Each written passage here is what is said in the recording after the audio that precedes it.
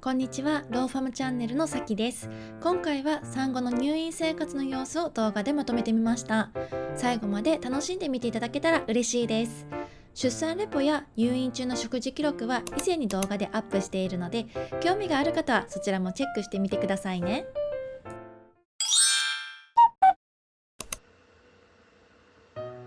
ざっくりお部屋なんですけど、個室になっていて、で、私が急遽、出産っていうこともあって部屋が空いてなかったので和室になっております。はい、今回持ってきたおやつはこんな感じです。お茶がリコ、チョコのラングドシャ、ゼリー、スープグミ、チョコマシュマロ、あと、ポカリスエット2本と、お水を1本持ってきました。1人目の時は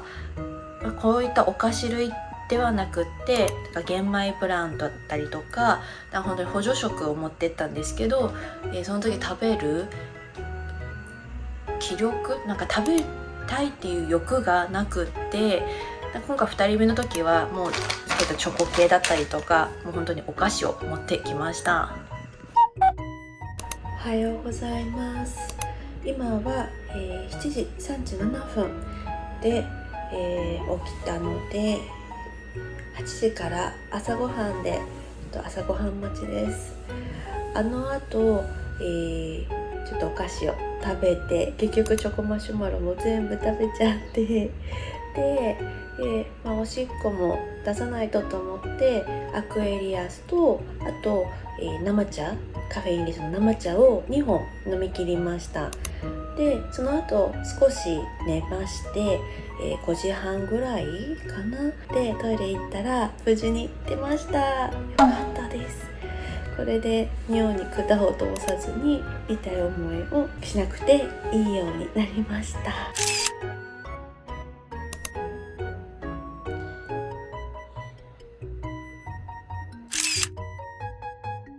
はい、今お昼ご飯を食べてちょっとゆっくりしているんですけど、シャワーが2時からなんですけど、その前に赤ちゃんと会って授乳をするっていうお話だったんですが、今さっき、看護師さんが来られて36度5度はあるんだけども、やっぱりちょっと少し通常の赤ちゃんより体温が低いっていうので、保育器に入れてちょっと体を温めるっていうことをしてもらっているみたいなので、ちょっと悲しいんですけど赤ちゃんに今回会うことができませんでした。もしまた夕方以降だったりとか体温が戻ったら一緒に部屋の中で過ごしたりだったりとか授乳、おっぱいをあげたりっていうのができるそうなので、それまで我慢してやっぱり健康が一番なので見てもらうことにしました。夜ご飯まで時間があったので、その間に必要な書類に目を通してサインをします。先天性代謝異常検査では治療しないと命に関わる重い障害が出る可能性のある先天性の病気について調べます。こちらは先天性代謝異常症を多く含む20疾患が対象となるそうです。検査料は無料です。もう一つはオプショナルスクリーニングといって、無料で受けられる検査では対象となっていない疾患を見つけることができます。こちらの検査は有料で、私の場合は6000円で受けられました。1人目の時は別の県で出産したんですが、その時は1万円支払いました。県によって見つけられる疾患が違うみたいで、そのため出産する場所によって金額も変わってくるのかなと思います。あとこちらが私が受ける風疹のワクチン接種予診票です。妊娠初期に風疹の抗体があるか調べてもらった時に、私の場合は抗体がもう残ってなかったんですね。なのでこの機会にワクチン接種してもらうことにしました。こちらの病院では希望制で、接種料は約1万円ほどでした。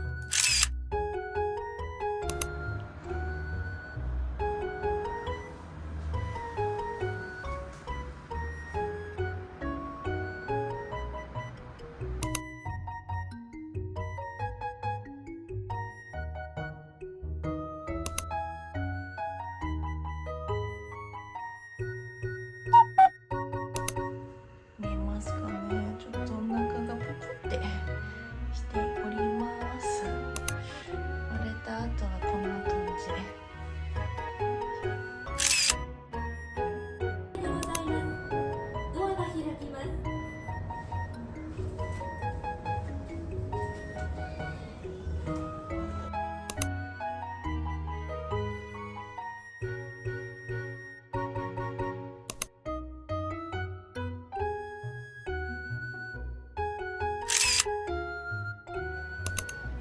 昼ご飯を食べた後は部屋で赤ちゃんとまったり過ごしてました。シャワーの時間になったので赤ちゃんをナースステーションに預けに行ってきます。私たちは共有のシャワールームがあって、だいたい1時間ごとの予約制でシャワーを浴びることができます。ナースステーションにシャワールームの予約表があるので、早物順で名前を書くようになっています。1人目の時はシャワーが空いていたら決まった時間内であれば自由に使えたので、病院によってルールは異なりますよね。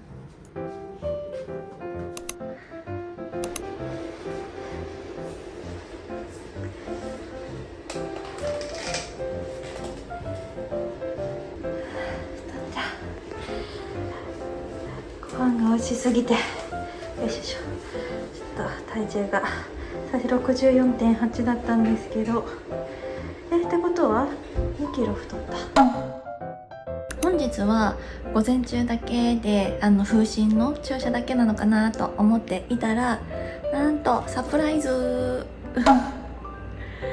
この病院が、ご褒美として、リラクゼーションが30分間ついているみたいです。なので今日の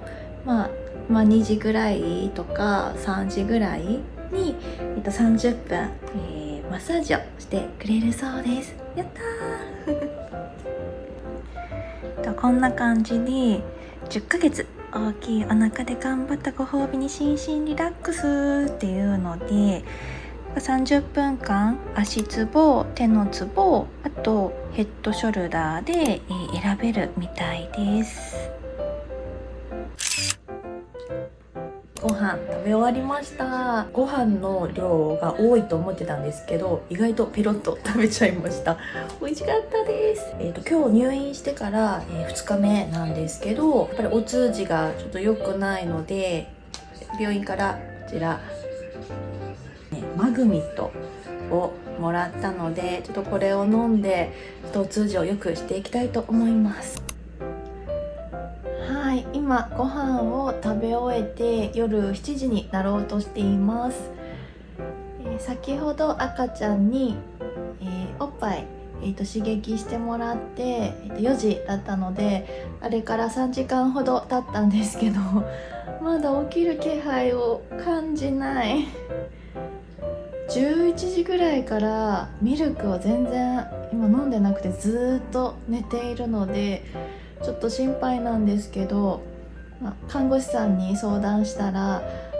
生まれてからまだ2日目だし、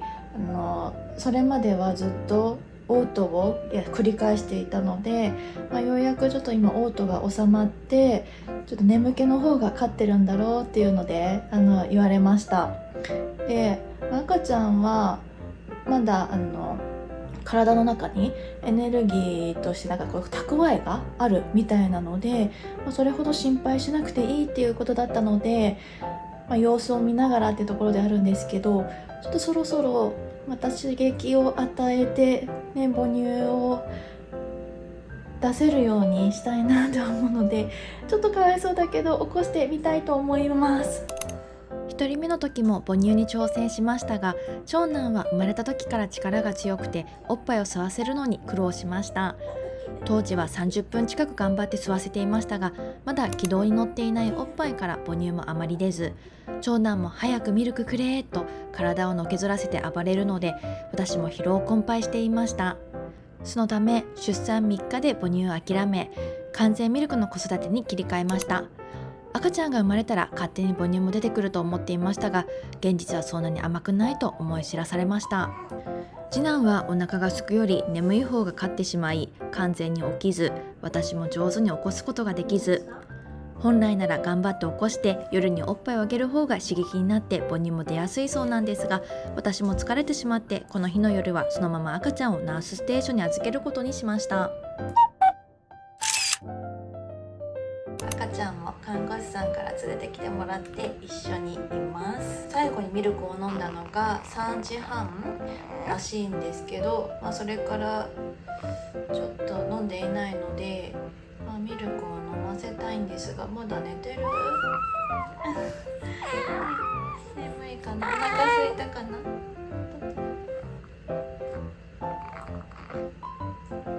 まだ眠いね、眠いね。ちょっと寝てる間にご飯を食べた後にもともと私の退院診察があったんですけど、先生がお産に入ってしまったみたいで、私の退院診察は午後に回ることになりました。今現在は、赤ちゃんは聴力審査に行っているのと、退院診察に行っているので、また私一人だけです。で、明日の午前中に順調に行けば退院になります。もし診察の結果が良ければ退院指導だったりとか、退院する流れっていうのを午後に入る予定かなと思います。今3時になったんですけど、今日は入院最終日っていうところもあって、なんとおやつがありました。桃のタルトかな、すっごい美味しそう、いい匂いがします。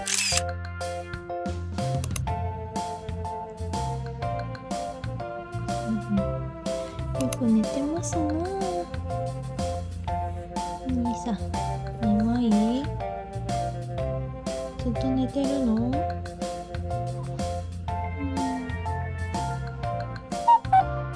はようございます。今日は7月28日金曜日です。入院の、最終日になりました。なので、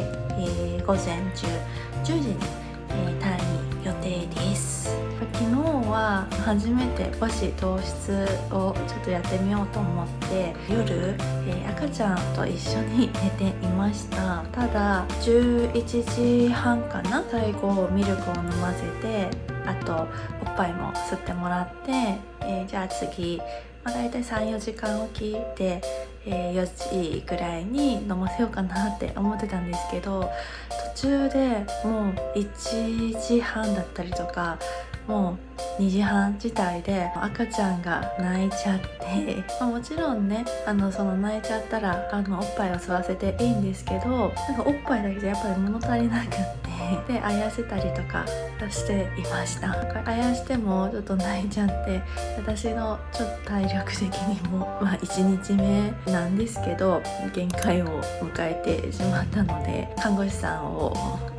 呼びまして赤ちゃんを預かってもらうことにしました。で、今6時半なんですけど、今からまた赤ちゃんを迎えに行っておっぱいを刺激してもらいたいと思います。先ほど、赤ちゃんを迎えに行きました。そしたら今日は、採血があるみたいなので、採血をしてから赤ちゃんを連れてきてくれるということでした。なので赤ちゃんを待っている間、この荷物たちを片付けたりとか退院の準備をしながら、過ごしたいと思います。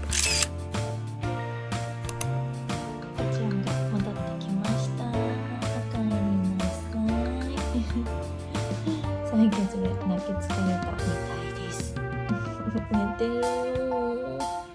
起きて。今からミルクタイムだよ。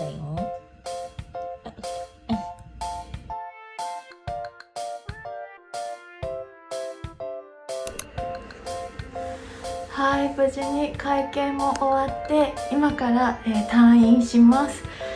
ちょっとバタバタでしたね。10時あっという間ですね。